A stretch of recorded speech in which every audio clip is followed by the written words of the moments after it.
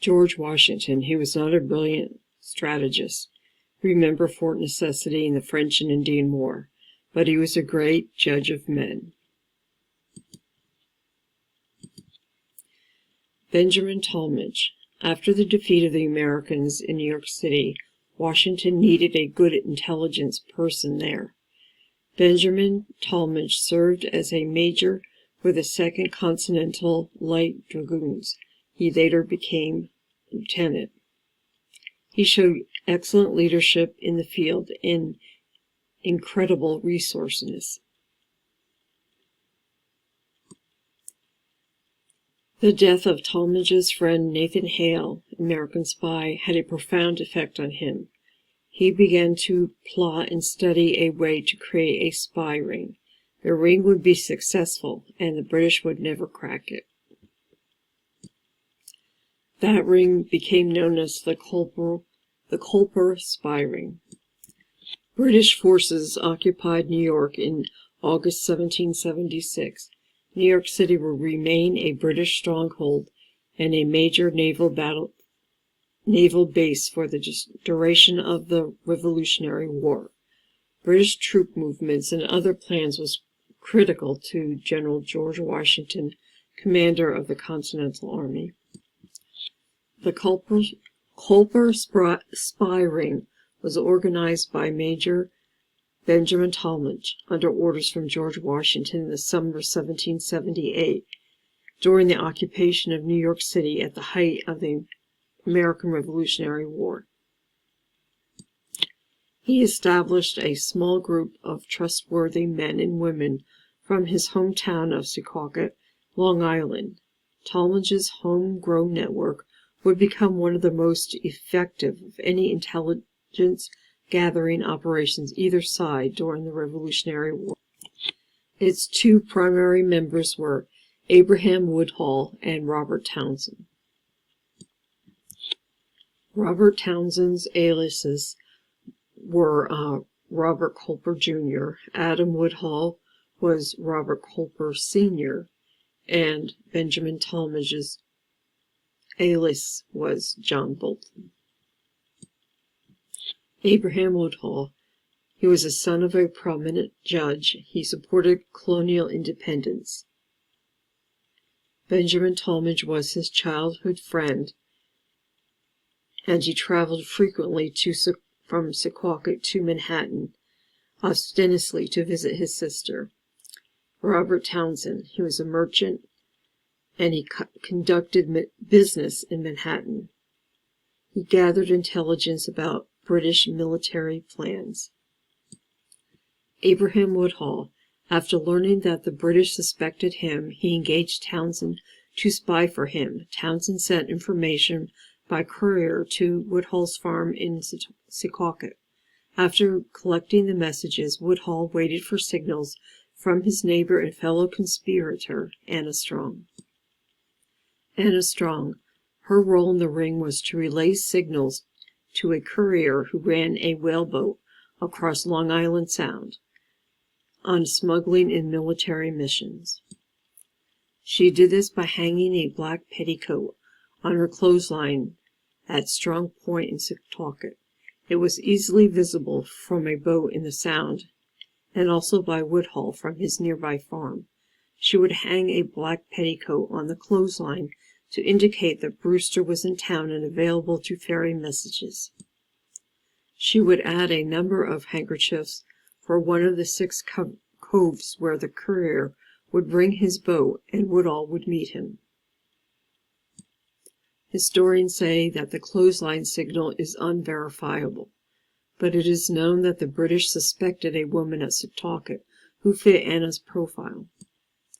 Caleb Brewster.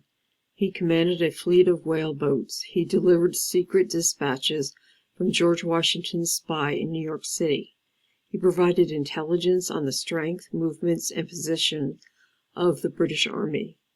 He destroyed their British stores. He harassed and captured enemy boats in Long Island Sound. Agent 355. It was a code name of a female spy during the American Revolution.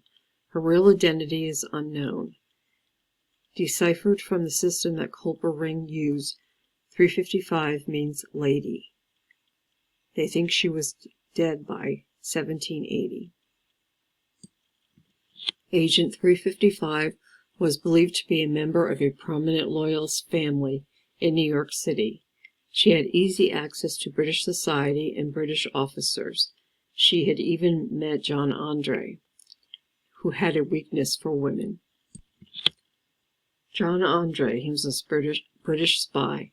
When Andre went south, Washington believed that the ring was compromised. Andre came back and Washington received the biggest scoop of the war.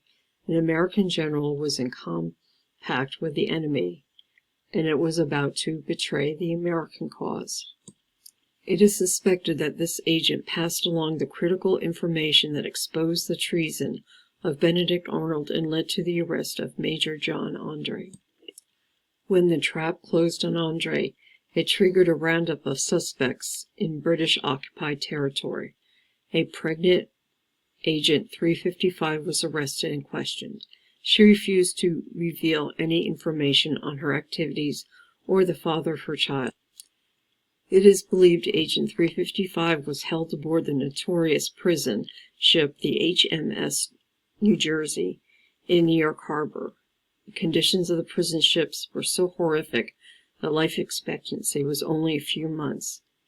She allegedly gave birth to a boy, but died aboard ship. This information about Agent 355 was a news article in the 1940s. Historians cannot verify if she was pregnant or if she was on the HMS Jersey. They could not find any mention of Agent 355 after 1780, and it was assumed that she died or was captured. The HMS Jersey. 11,000 patriotic people died on the British prison ships. It is far greater than the number believed to have been killed in combat in the American Armed Forces, which is about 6,800. Conditions aboard these ships were horrible. Food that was provided was often spoiled or raw.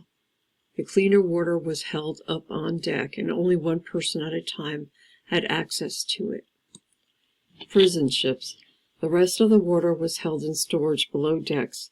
It was almost undrinkable. Every morning the passengers were brought above deck, while the holds were washed out.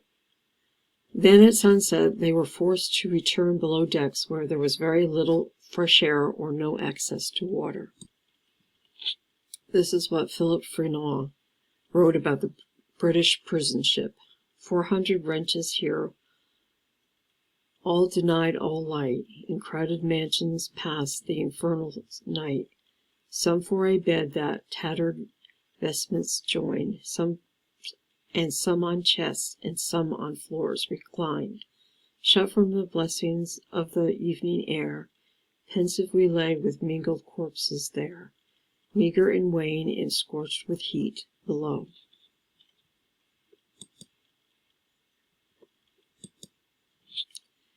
We looked like ghosts ere death had made us so. How could we, else where heat and hunger joined, thus to debase the body and the mind, where cruel thirst the parching throat invades, dries up the man and fits him for the shades.